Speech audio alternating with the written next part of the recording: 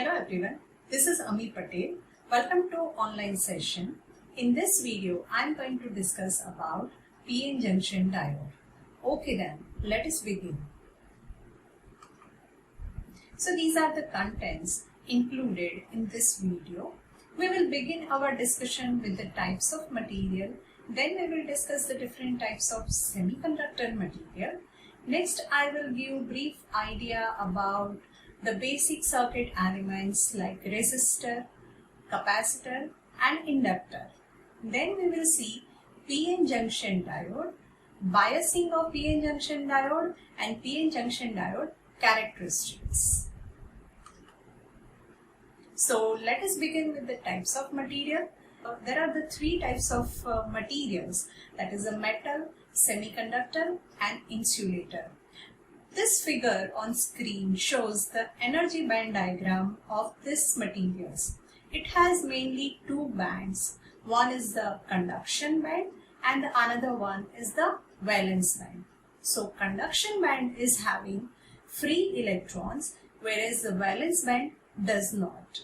Or we can say the electrons which are bonded into the covalent bond are said to be in the valence band. In metal, we see the overlapping of conduction band and the valence band. In semiconductor, there is a small gap between the conduction and the valence band, and at last in insulator, you can see there is a large amount of gap between the conduction and the valence band.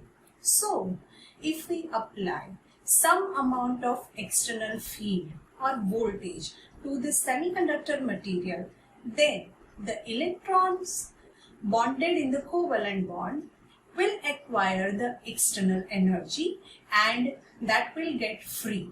So semiconductor materials are widely used in the fabrication of the electronic devices because its conductivity can be changed by applying the external voltage, external field and the many other sources like heat or light. Now we will see what are the types of semiconductor material. The first is intrinsic semiconductor.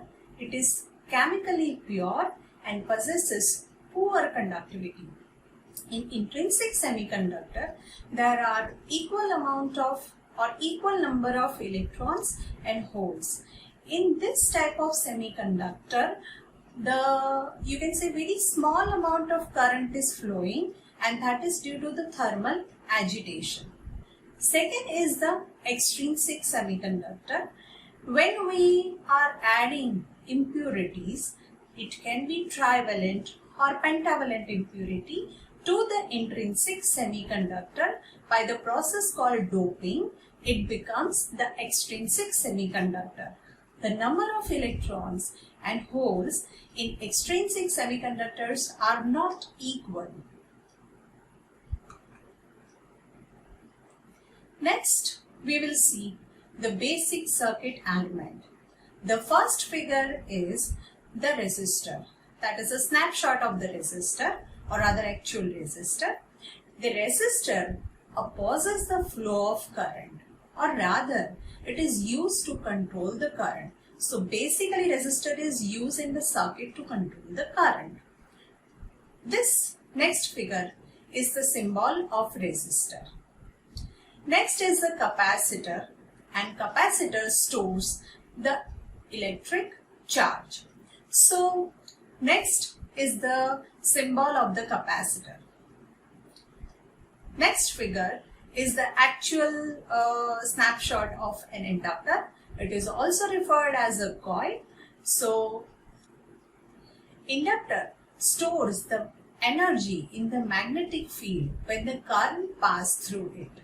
So next is the symbol of an inductor. So this is about the basic circuit elements which we are going to use frequently in this subject. Next, we will see the PN Junction Diode. This video is about the construction and operation of PN Junction Diode. What is PN junction diode? It is a device which allows the flow of current in one direction, whereas it blocks the current in the other direction. For example, these are the 2 points. So PN junction diode is a device which will allow the current to flow from here to here, and it will block the current from in the opposite direction, that is from this point to this point. So it is a unipolar device. So next figure is the physical construction of the PN junction diode, in which you can see P-type and N-type material, or P-type and N-type semiconductor material brought together and joined together rather, and it forms the junction. That's why it is referred as a PN junction diode. Now in this, the P side terminal is referred as an anode terminal, and the N side terminal is referred as a cathode terminal. This is the next, that is the symbol of PN junction diode. You can see there is a triangular shape, and in this, this is a symbolic representation which we are regularly using in the circuit. So to represent the PN junction diode in the circuit on paper, we are using this particular symbol. So in this, the flat side of the triangular is the anode terminal and the opposite side is the cathode terminal. So next figure shows the printed circuit board and and on that you find the actual components. You find number of PN junction diodes onto that, which is of black color, and at the one terminal you will find silver ring. So the terminals are shown in the figure. So silver color ring is the cathode terminal and the opposite terminal is the anode terminal. So when you are having the actual PN junction diode, physical diode, then you must be able to identify which are the terminals, anode and cathode. So silver ring terminal is the cathode one and the other one is the anode terminal. Now we will see what happened when PN junction forms. So when N-type and P-type material brought together, then the junction is formed. But what is happening when these two different types of semiconductor materials brought together? The electrons, which is the majority charge carriers on in the N side or N-type semiconductor, and holes are the majority charge carrier of P-type semiconductor. These carriers will cross the junction. This process is called the diffusion. So electrons are moving from N side to P side and holes are moving from P side to N side. Electrons moves from N side to P side. So the donor ion on N side becomes positively charged. So positive charge build on the N side at the junction. And as electrons now reach to the P side and it feels the position of the holes, so there the ions becomes negatively charged.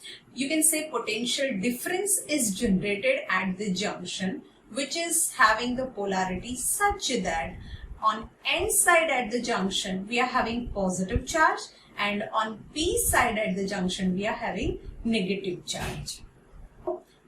Near the junction, a region created which has ions only and no free carriers. This region is called the depletion region or the space charge region. This you can see in the figure over here.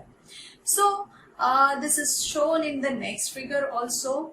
The whole process of you can say depletion region creation is shown over here in this figure. So here the P and N type material brought together, electrons and holes are migrated or they are crossing the junction, and the depletion region is formed and potential difference is being generated.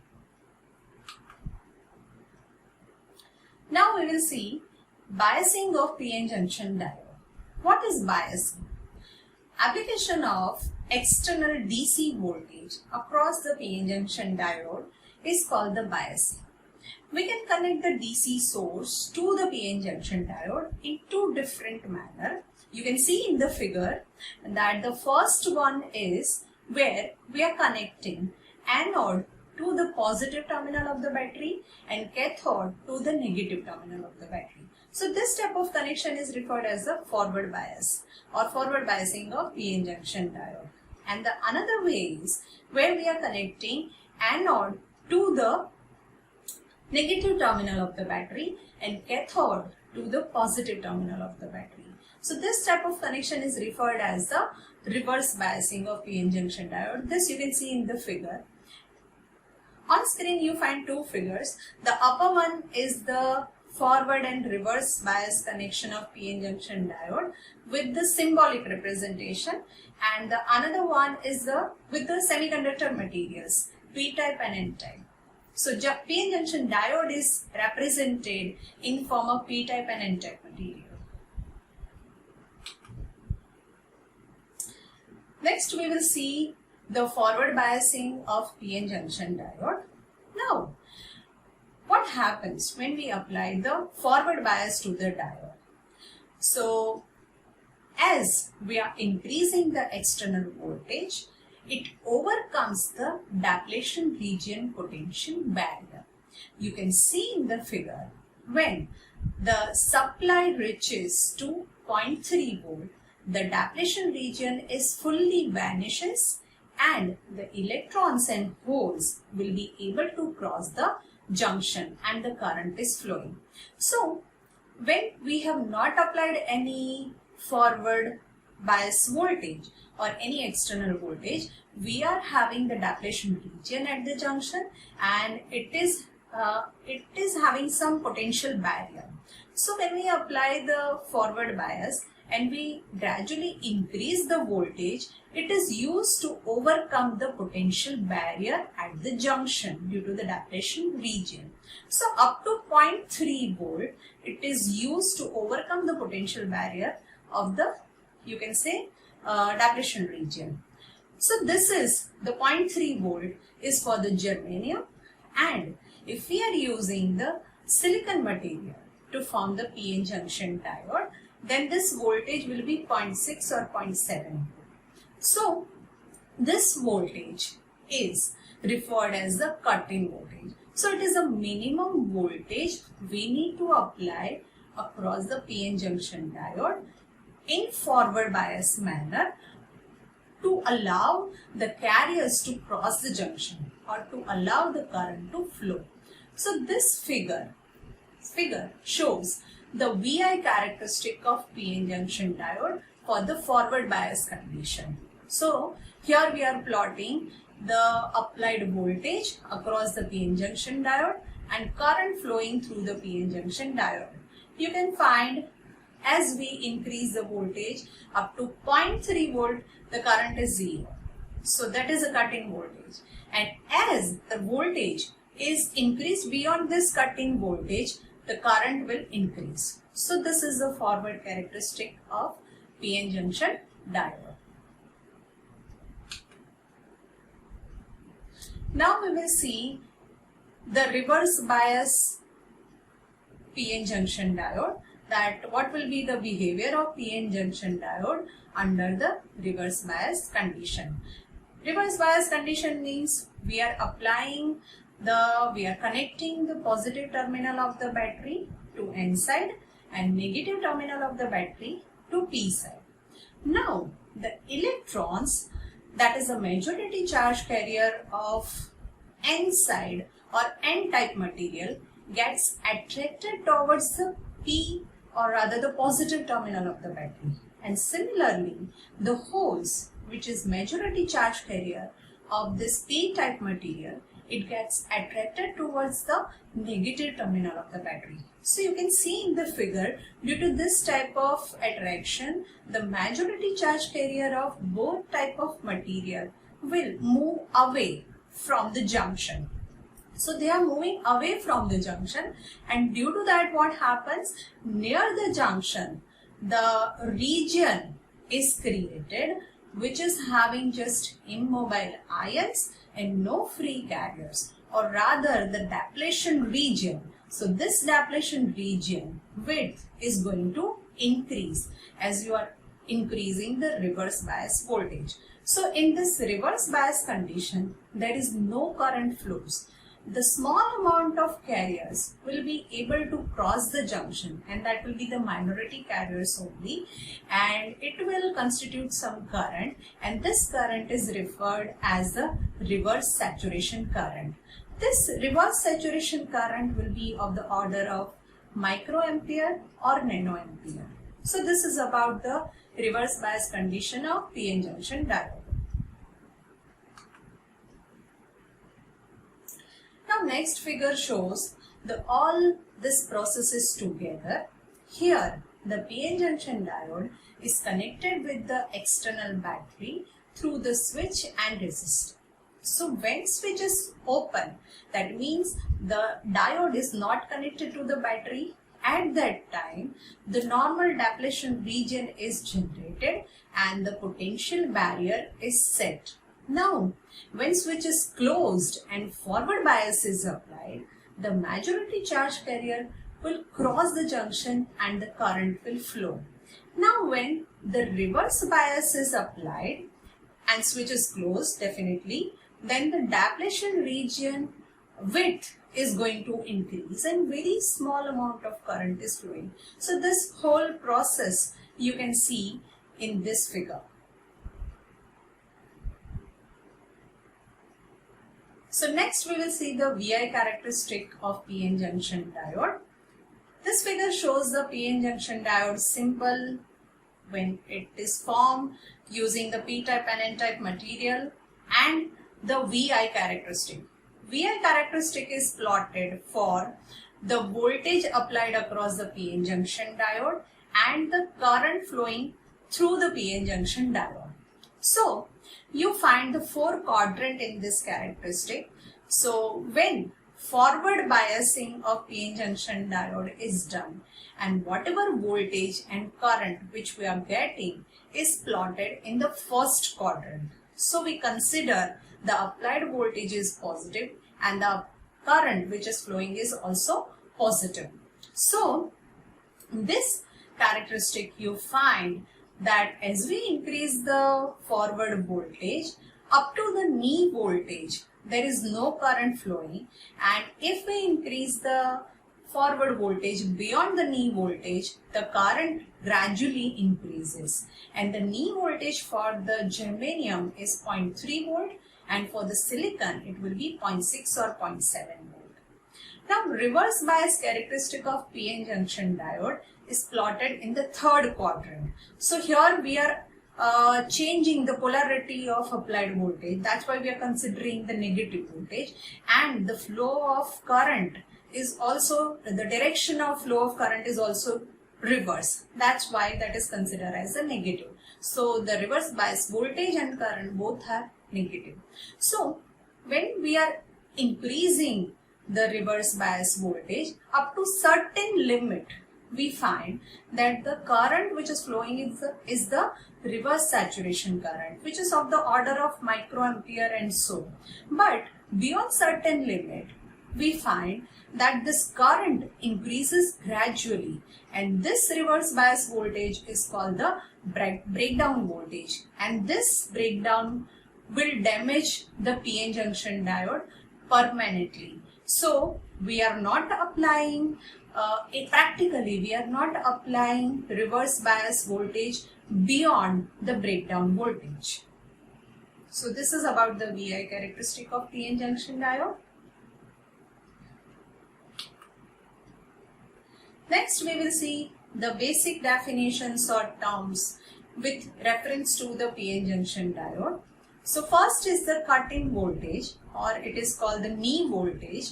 It is a forward voltage applied across the PN junction diode at which the current starts flowing through the diode, and it is referred as the cut-in voltage or the knee voltage. The breakdown voltage is the reverse voltage applied across the PN junction diode at which the breakdown occurs. And the next is depletion region, or space charge region. It is a region nearer to the PN junction where there is no free carriers, only immobile ions are present, and this region is referred as the depletion region. So this is the basic terms. These are the basic terms we can say.